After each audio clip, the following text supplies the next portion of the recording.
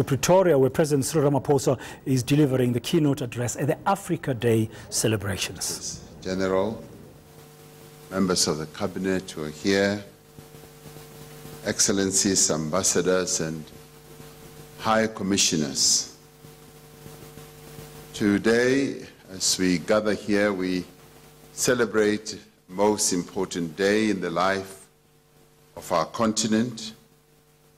This is Africa's premier celebration, Africa Day. We should, as we celebrate this most important day, also take a moment to recall and reflect and celebrate Africa's contribution to the monumental way that the world has developed. For Africa has made a monumental contribution to the way we are today as the world. It is important that as we celebrate Africa Day, we should deal with the essence of being Africa and the essence also of being Africans. And also deal with that, remember that historic role that we played as Africa in the evolution of humanity and the development of the world. A writer or an author called John Reader, in his book called Africa, Biography of the Continent, reminds us that about 100,000 years ago, a group of humans, he calls them modern humans, left Africa for the first time and progressively colonized the rest of the world. He says modern humans who left this continent. And I think he was short of saying, or a bit shy to say, a group of Africans left the African continent and set out to colonize the whole world. The innovative talent, he continues, they had developed in Africa carried them into every exploitable niche of the world. They moved across the Sinai Peninsula and were living in the eastern part of the Mediterranean region by 90,000 years ago, and Europe by 30,000 years ago, and had reached the southern tip of and before that they had crossed the Bering Strait by 15,000 years ago, and had reached the southern tip of South America by 12,000 years ago. The last remaining large habitable landmass, New Zealand, was colonized 700 years ago. By the early 1990s, he continues, people had been to the moon. Such achievements, all by virtue of talent which had evolved in Africa. Close quotes. One can assume that if modern civilization and the technological development that we see around us today are judged to be the epitome of human achievement, then it is unlikely that the material way of life which most of humanity currently aspires would have happened without the innovative talent that originated on the African continent. And today we therefore should proudly take this opportunity to pay tribute to our forebears who bequeathed to us a dynamic vision of a unified and prosperous continent that should be at peace with itself and the world. It was on this day in May 1963 that African leaders assembled in Addis Ababa and established the Organization of African Unity, the OAU. The OAU was important as an instrument for the prosecution of the decolonization project on our continent, the promotion of unity and the maintenance of fraternal bonds with the diaspora. It laid the foundation for the unity of the continent and contributed immensely to the restoration of the dignity of the people of Africa. Its successor, the African Union, the AU, is consolidating the unity of African states and peoples, setting norms, standards of governance, deepening the continent's economic integration. Inspired by the founding of the OAU in 1963, the AU has embedded its anticipation of the century of continental unity in the strategic plan for our continent through Agenda 2063.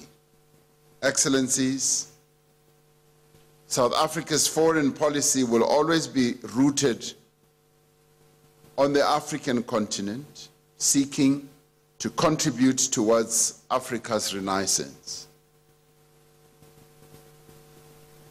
We regard our policy as being pivoted on the interests of our continent. In this regard, we draw inspiration from Pixley Isaka Seme, whose seminal lecture at Columbia University in 1906, The Regeneration of Africa, conceptualized the African Renaissance. Today and in the future, South Africa continues to be guided by this view of the rebirth of the continent and its great potential.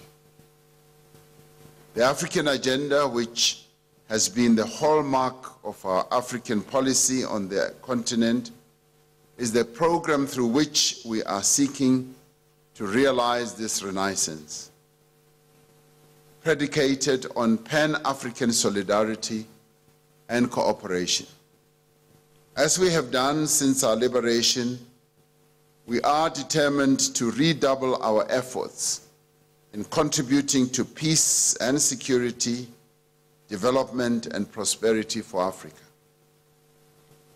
We do, as part of expressing our gratitude to the peoples of Africa for the unwavering solidarity and comradely hospitality which made it possible for us to wage a triumphant struggle against the colonialism of a special type that was apartheid.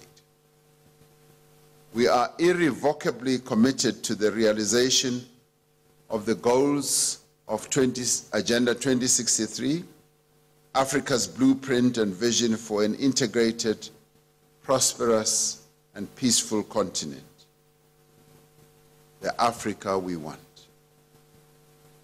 Pursuant to this objective, we recognize the adoption just 2 months ago of the African Continental Free Trade Area as an iconic milestone along our journey towards an eventual African Common Market as envisaged in the 1991 Abuja Treaty establishing the African Economic Community.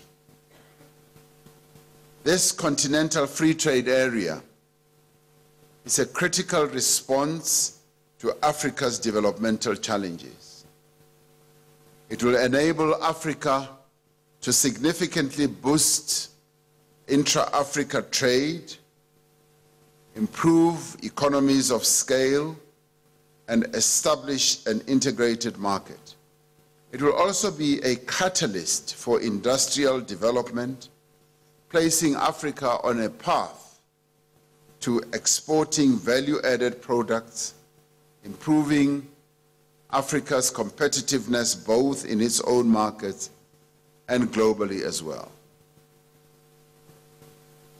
Leveraging on a population of over 1 billion people, the African Continental Free Trade Area will create a market of approximately $2.6 trillion, thereby addressing Africa's key development challenges such as unemployment and poverty reduction. Excellencies, today we can safely say that the experience and specter of conflict in Africa has declined dramatically, and most or more African countries are secure than ever. The peace dividend experienced by a number of countries previously stricken by conflict, such as Cote d'Ivoire, Rwanda, has translated into unprecedented levels of economic growth for those countries. Cote d'Ivoire, together with Ghana, Ethiopia, Djibouti,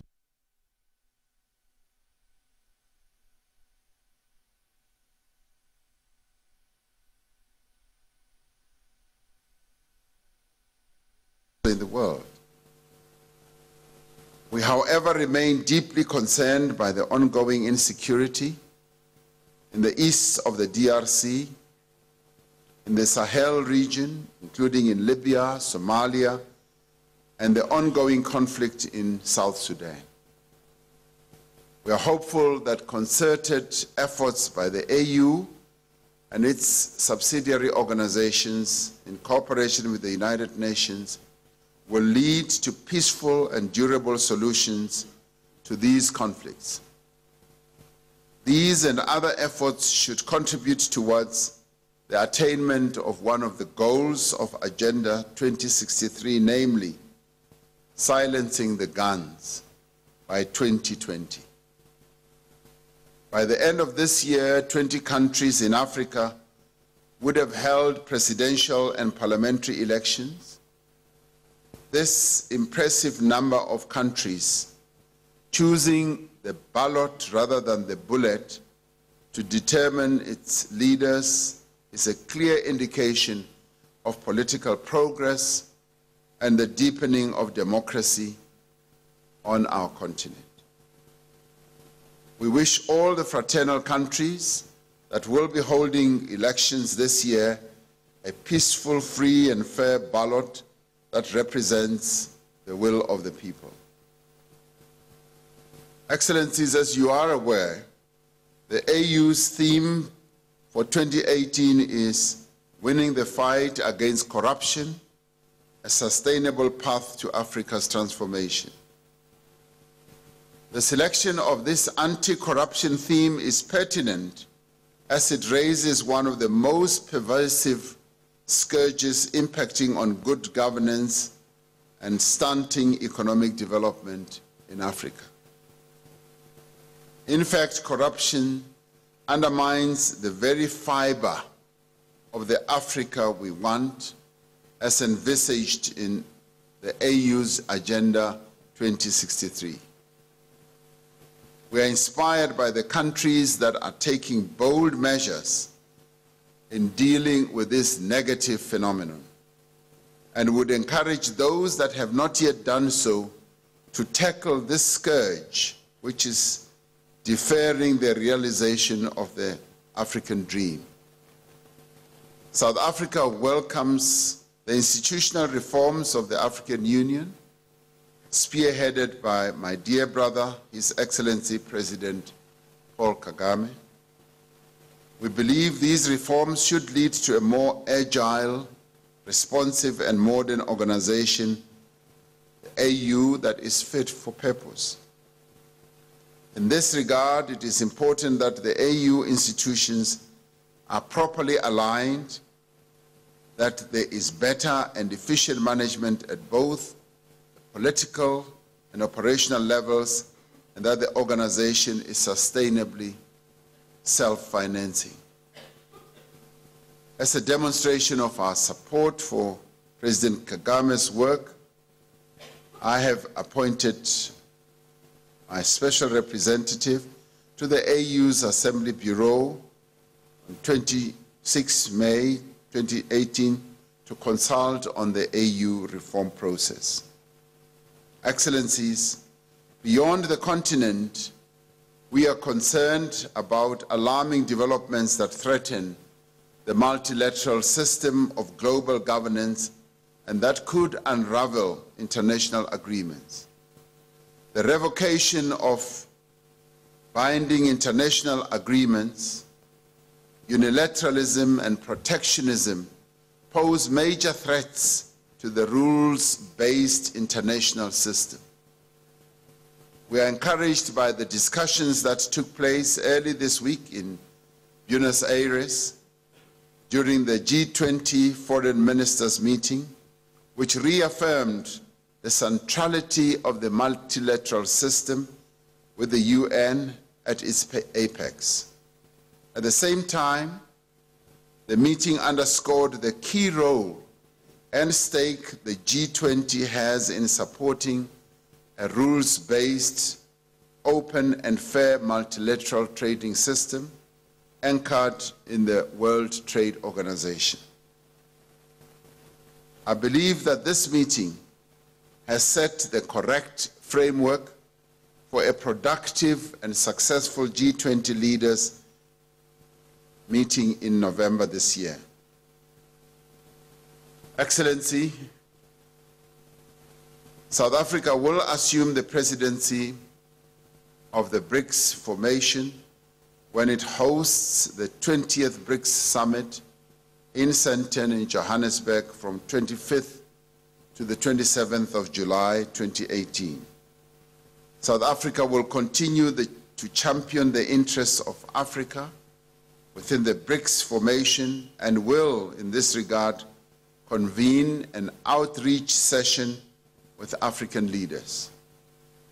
We believe this session will provide a wonderful platform for discussing ways and means of deepening cooperation with BRICS countries, including support for continental industrialization and infrastructure development programs. South Africa will be relinquishing the African co-chair position of the third Forum on China-Africa Cooperation FOCAC Summit that will be hosted in Beijing later this year in China in September. We are extremely privileged to have been part of the efforts to elevate this partnership to a new strategic level, as well as the Chinese commitment of providing $60 billion for Africa's socio-economic development. South Africa will continue to support the incoming African co-chair in ensuring that the continent continues to derive the maximum potential from the partnership. Excellencies, we are humbled by the endorsement that we as South Africa have received from the AU to serve in the UN Security Council for the period 2019 to 2020.